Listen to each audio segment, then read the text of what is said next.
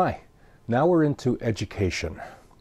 And in education, we're going to look at basically, some of the definitions that are important relative to education. So we'll do beginning with an overview of education. And then we're going to have a bit of a historical perspective of education. But we're not going to spend a lot of time on that. Excuse me. But we will spend a fair bit of time looking at the sociological perspectives about education. If you remember, essentially every week when I do the videos, one of the things that I include would be the sunglasses. So the different theorists and how they view the role of education in society. And then we're going to look at some of the current issues in education. Now, these are dynamic, they change over time, and so these would be the kind of things that have been relatively current to now, and we'll look at a little bit about where education may go in the future. So some of the things you might want to consider when thinking about this topic would be, how do race, class, gender affect people's access to and opportunities in education? Does it play a role at all? We may also want to consider what are some of the key assumptions that functionalists, symbolic interactionists, conflict theorists, feminists, postmodernists, what are their sort of perspectives on education? And then lastly, you might want to consider what sort of major problems are there being faced in Canadian schools today. So this topic is going to be, it's pertinent in that, we've all been through school. We're currently in school. We've gone through public school, maybe private school, maybe homeschooling. And we are finding ourselves in post-secondary and looking for career opportunities after this, or perhaps continued education. And so education plays a dynamic role in society and what it does to teach us about society, teach us about content, about job readiness, to teach us about career opportunities and the role that we can play. But in other cultures, education is probably considered, if you remember from one of the early lessons, the number one life chance. Of all the things that can help somebody get up from wherever they are, whether it's from a part of the world where life is hard, difficult. Some of your research, you will have recognized some of the differences between the countries and economic levels, and therefore also what they have available for themselves to how they're living. And you saw through Dollar Street some of the pictures. So education is a life chance. It's the one thing, the number one thing, that if anybody has access to education, it has a huge impact on the overall society. In many lower income countries where education is given to women, it has a direct impact on the number of children that they have. It gives them a big impact on the health of their children. I mean, that's education. You can give medication, you can give food, but education teaches a person on how to look after themselves and how to get ahead. So this is an important topic. It's one of the major institutions in society as far as the things that have a big impact on people. Family, religion, we'll talk about that next week. Education, politics, we talked about last week. These are all family, these are all institutions. Education is an important one. So I hope you enjoy this topic. We're only going to need one video, won't be two. So feel free to pause the video along the way, take some notes, restart it if you find it to be a tad long. All right then, let's get at it. We're going to look at the historical perspective, but let's just touch basically on the definition of education. Education is a social institution responsible for the systematic transmission of knowledge, skills, cultural values within a formal, organized manner. And so look at the definition there so it's systematic transmission. That just means, if you will, a way of giving in a very organized and a specific manner information regarding knowledge, so what knowledge, and skills, what skills, and cultural values, well, depending upon where you live, in a formally organized way. Well, we don't do it informally. Whenever you stop at Tim Hortons, you don't get educated. Well, you might. However, it's very formal. There are schools, and you go to school at certain times of the day for certain lengths of time, and you study certain things. And that is what education is in terms of our topic. Now, one of the things that introduced, and you heard it in the definition, social institution. Well, a social institution It's one of many. Now you're seeing examples of some here. The economy is an institution, politics, family, education, religion, mass media. These are all examples of social institutions within any given society. And they are enduring. They've been around for a long time. They involve people in organized manners, whether it's hierarchical, as in, in some cases the economy or politics, even religion, even for that matter, education. But they've been, they influence the socialization, they influence society, and society influences them. And so these social institutions, and education is the one we're speaking about, are important, they're very powerful, and they have influencing forces in Canada. And so you might want to say, well, why? What is that? Well, they all involve, education involves imparting values, beliefs, and knowledge. A large part of what makes Canada Canada is not just the family we're raised in and what they teach us about what's important and our values and beliefs. That is important, and religion does that. Education does that as well. And sometimes our beliefs and values and knowledge that we get from education compete with the ones that we've learned from home or from religion. And so we use all of these things to help mold who we are. And so education doesn't only impart values, beliefs, and knowledge, it also allows us to grapple with some issues that, on the one hand, society needs to be stable, and on the other hand, social change moves society. And so education is a part of that stability, teaching us things that enable society to continue to be the way it is, and change, teaching us things that enables us to go out to be change makers. And both, education is a socializing element. We learn how to be little citizens when we are in public school. We learn to take turns. We learn we're not the only center of the earth in existence. When we're young, we begin to think that we're the only people and the family revolves around us. But it's not until we get to kindergarten and grade 1 that we start to recognize we are not the center of the universe and that other people are there. And so we learn how to take turns, how to make friends, and how to play well with others. So when we look at the historical perspective at a macro level, the social institution of education is an essential component in maintaining and perpetuating the culture of a society across generations. So one of the ways in which historically we've used education, whether it be done informally or formally, is to help perpetuate one's culture. Now that means one of the terms that we could start to introduce here would be cultural transmission. And this is the process by which children and recent immigrants become acquainted with the dominant culture's beliefs, values, norms, and accumulated knowledge of the society. It occurs through informal and formal education. So the formal education is school typically, the informal education is the lessons that we learn while we engage with people around us, our parents, our coaches, our friends. Now in pre-literate society, there was no written language. A very basic terminology and simple division of labor was at play. Daily activities often centered around the struggle to survive against natural forces. And the earliest forms of education were survival-oriented. Acquiring knowledge and skills through informal education, learning that what occurs is spontaneous and is oftentimes unplanned, was what education was in this pre-literate society. And then through direct informal education, parents and others provide information about how to gather food, find shelter, make tools, and get along with others.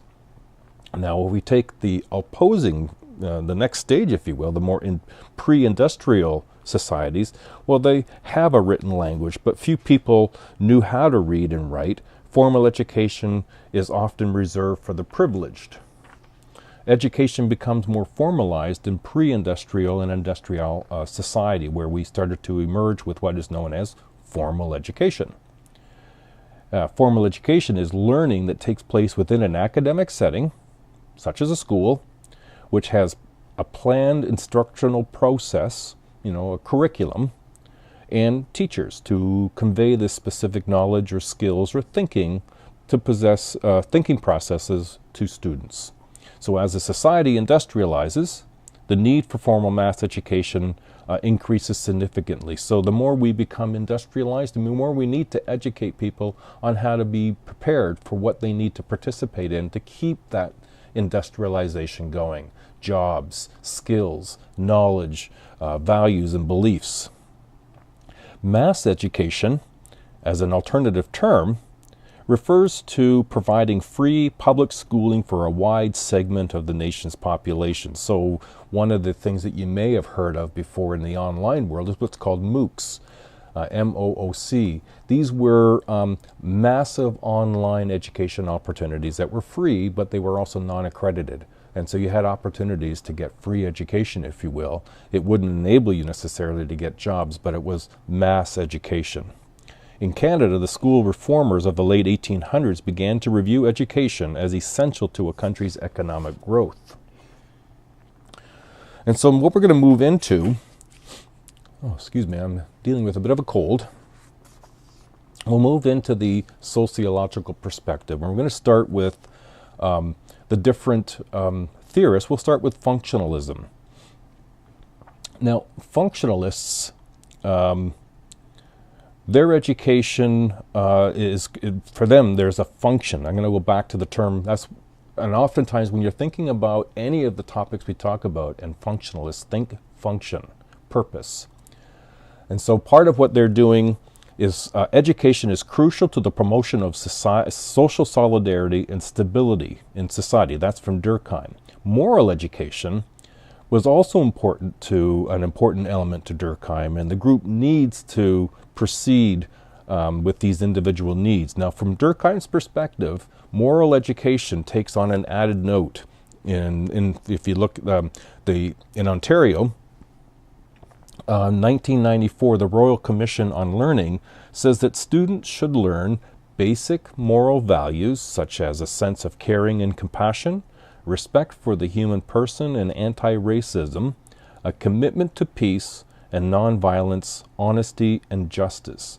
Now, a part of the functionalist perspective that this moral education would be a way of fine-tuning and maintaining a stable, healthy society. Now, some of the specific functions, when we go back to functionalists and function, is to ensure all students have a high level of literacy by building on basic reading, writing, and problem-solving skills. If you think about your education, what did you learn? To read, to write, and some problem-solving skills. That's one of the basic things you learn through public school. To develop an appreciation of learning, the wish to continue learning, and the ability to commit to do so. Now, you're all in post-secondary, so that was checked off the list as far as functionalists would be concerned. And then to prepare students for responsible citizenship. And again, that's part of what we get out of our post-secondary education, along with what we've done through public school and high school.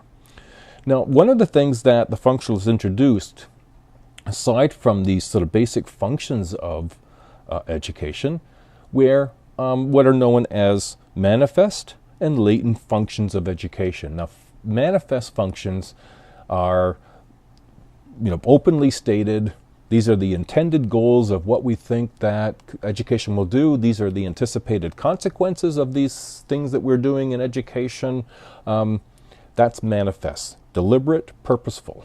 Latent, on the other hand, these are more hidden, unstated, and sometimes really not intended consequences of the organization. So when we think in these sorts of terms, look at some examples, we can see that the manifest functions, the intended purpose of education is socialization, transmission, or the education of what our culture expects of young citizens, social control, learning about rules and abiding by them, social placement.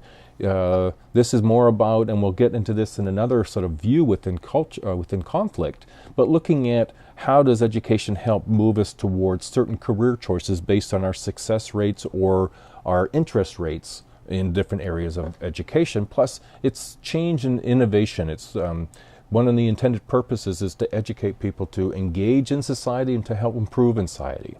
Now, the latent functions would be restricting some activities, matchmaking. We meet some of the people who will be lifelong friends, even potential partners, through education. It's not because that's the purpose, but it is what the outcome, because, well, you're following career choices that share interests, and one of the main success rates for successful couples is shared interests. And it creates a generation gap. It's not intended, but because of education we start to keep changing. We have older people who understand the world in one way and younger people who start to learn the world about it in another way. So let's move forward, and we'll go into conflict. Now, conflict theorists, as you remember, they view all society as on an unequal basis, and so there's an unequal distribution of resources. So here the theme in regards to education is schools often perpetuate this class, racial, ethnic, and gender inequalities, that there's some that have and that some that don't. And oftentimes these are drawn on the lines of class, lower class versus upper class, racial and ethnicity, or gender inequalities. Now, some of the elements is cultural capital and class reproduction. And so part of what's included here would be, education is a vehicle for reproducing existing class relationships. So how much money do you have? Do you have a home? What kind of home do you have? Children come from various backgrounds. And cultural capital, the social assets that include values, beliefs, attitudes, and competencies in language and culture. So this cultural capital becomes pretty important to conflict theorists in terms of what do you have to bring to the picture and how can you utilize it to your best advantage. Now, tracking and social inequality is another component or theme of the conflict theorists. Now, with tracking, this is what's happening here is the assignment of students to specific courses and educational programs based on their test scores, their previous grades, or both. The theory here is that lower grades will go more vocationally and higher grades will go college and university. Now, back in my high school period, there was two streams essentially. There was the general and the advanced. If you were in the advanced, you were doing a 5-year, grade 9 to grade 13, and then move right into university. And if you were in the general level, that stream was for more grade 9 to grade 12, and you were likely to be more vocational. Now, you could flip back and forth. It wasn't as easy, but that was an example of tracking. Now, some of the effects of this is it can improve or increase, if you will, the dropout rate in school, or it ends in dead-end situations where people end up following a path that doesn't really suit what their interests are. Now, the third point, and this is where I was touching base on it with functionalism, but the hidden curriculum. This is the transmission of cultural values and attitudes such as conformity and obedience to authority through implied demands found in the routines and regulations of schools. The class variations are present here. Now, the theory is if students do not learn these elements well, then they are less likely to succeed in society. So if we don't learn to conform and to be obedient to authority, then this affects our ability to succeed in society. And then this is the conflict theorist. Remember, this is an inequity. It's like looking at a balanced scale and seeing some people at the lighter end, the top, and others, the bulk of people at the bottom end. And so if those people in the bottom end aren't following obedience, aren't being conformist, then this is going to make society not be very successful. So part of this is what's known as credentialism. And this is where it's a process in which the class advantage and social statuses are linked to the possession of academic qualifications. So the more you can follow that tracking to the university and college, the more you get accreditations, credentials, if you will, that say this is what you've accomplished, and this enables you to follow a line of either high success or into more of a working for somebody else as opposed to being the employer. Gender bias becomes very obvious through this, a differential treatment for boys and girls in schools. Now, that's the conflict theory. Now, related to conflict, if you recall, is the feminist perspective. Now, it's had a very big impact on the education system. In the late 60s, the Royal Commission on the Status of Women examined gender bias and gender socialization. Girls were underrepresented in school books, or very stereotypical roles within those school books. It's a good practice just to go through some of your textbooks to see what is the representation of men and women in your textbooks. One, are there more men than women? And two, are the women or men in more traditional stereotypical roles than what you understand what men and women are capable of doing? Boys and girls were segregated in the playgrounds and in sporting activities.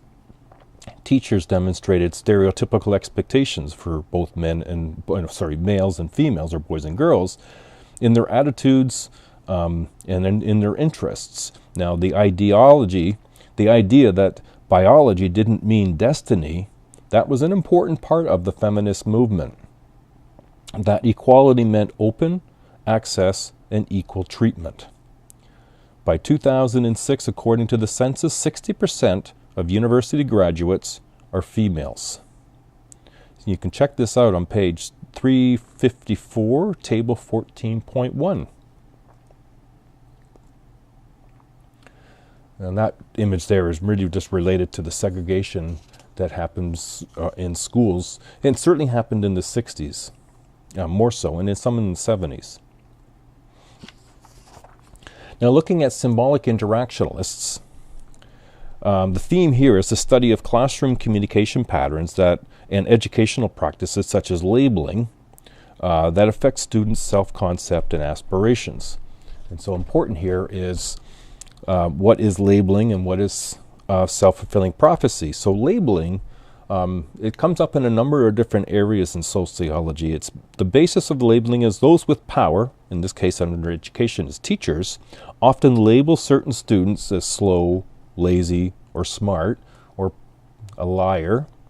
And for some students, labeling amounts to a false self-fulfilling prophecy.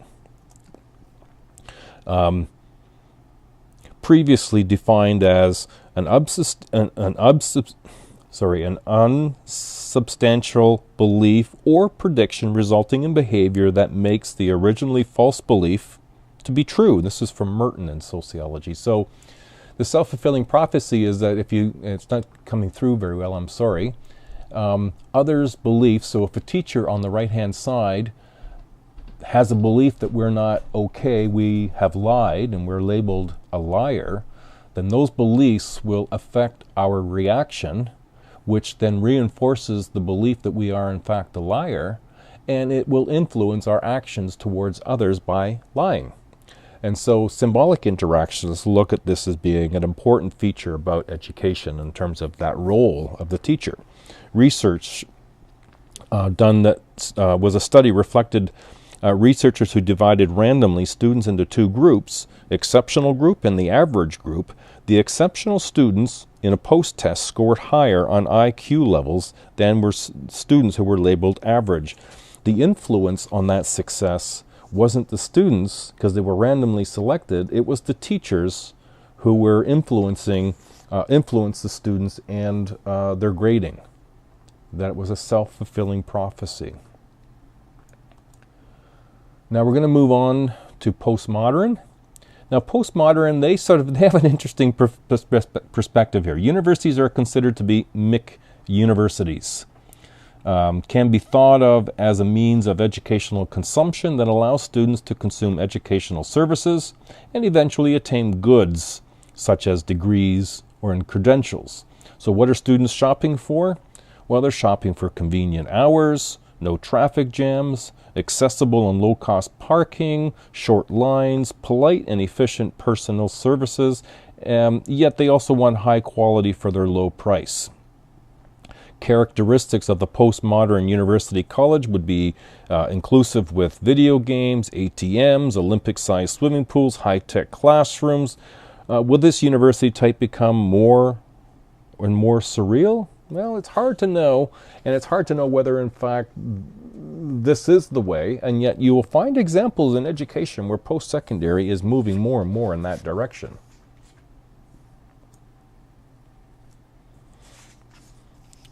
Okay, so let's move toward the next stage, which is current issues. Now, these aren't all the current issues. These are just limited to the ones that your textbook is going to highlight. And so some of the ones that are highlighted are standards, looking at private or public school and which is better, and looking at disability issues. So when we think about inadequate standards, this is concerned about the adequacy of public schools, the overall that many families believe that private schools are better choice for their children because they are more academically demanding, more motivating, more focused on discipline, and without many of the inadequacies found in public schools. Now, however, according to some social analysis, there's little to substantiate the claim that private schools, other than the elite academies attended by the children of the wealthiest and most influential families, that they are not necessarily more inherently better than public schools. Now, these are particularly some of the issues in terms of improving the standards. You see the EQA standards, looking at math and language, English in particular, standards for grade 3, 6, and 9. We see some movement towards increasing the prospects of private schools, for-profit schools, and what does that do to the overall benefit to society? Does it improve it? Does it diminish it? Does it alter it?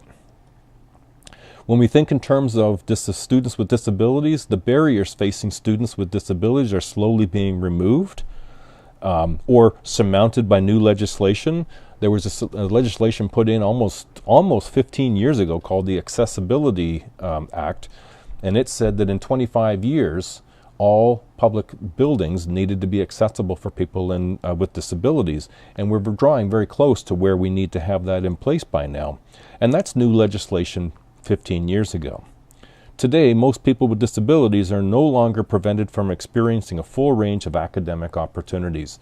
And in fact, in post-secondary, having the appropriate documentation will allow you to have the accommodations required to be successful, essentially leveling the playing field, that no person because of disability should be unable to attend school. Today, more than 85% of the children with disabilities are integrated into mainstream schools. 15 years ago, more than 80% of these children were placed in segregated schools. So that's a huge improvement. This change reflects growing acceptance that children with disabilities often thrive in an integrated learning environment. Now, I'm going to go through a couple of things that you'll find in your textbook, but I'll touch on them here as well. One would be looking at levels of earnings of education. This was in 2005, and there are certainly more current data, but the trend has been moving more and more in this direction. That, the higher your education level, the more money that you can potentially make. So the post-secondary education has been described as a dividing line of modern labor market that for most Canadians, higher education will result in higher earnings. However, in order to obtain a university education, students must have the necessary financial resources. Between 1991 and 2010, the average tuition fees for undergraduate graduate degrees went from approximately $1,500 to over $5,000. Close to 30% of students surveyed anticipated debt over $10,000 once their education was completed. When I attended university at Wilfrid Laurier in 1975, I paid $874 for tuition to go to university. You can see how things have certainly changed over the years. This is showing you the differences in the tuition fees from, you see the increase in tuition from 1991 through to 2004, 2005. It's matched against the tuition, the consumer price index. The last thing I want to touch on is just the future of education. The rising component of homeschooling. More people have chosen to homeschool their children. In fact, I've had many students come through my classes who themselves have been homeschooled. And so what does that impact on the educational system? School enrollments will continue to grow. Well, we've gone through a lull of the baby boomers and the number of children after that period of time having reduced. So many of the schools that were opened in the 60s have started to close because that has not happened. Now we're starting to see a slight upturn of school enrollment growing because more kids are being born. Need to make education more accessible to the disadvantaged person. Now, I think it was just, was it 6 months ago that kids wanting to go to post-secondary will get a significant reduction, or is it free? I can't recall. I'm sorry, I might be misspeaking. In terms of their post-secondary education based on their parents' income below a certain level, and I've forgotten what that number is. It could be 40,000 or 50,000. And with a rise of tuition at the post-secondary level, it may mean that many students in the future will be locked out, won't have that opportunity. And so we, as a society, need to do what we can to make that improvement, because as we've mentioned before, as I mentioned on the introduction, that education is the #1 life chance. If you have the chance, seize the chance. Be successful. Know what you want from your education, because it leads you towards a career, and focus on being successful in your education, because that will enable you to be successful in your career. I hope this has been useful. I hope it's been helpful. Keep up the good work, and we are almost there, everybody. Carry on.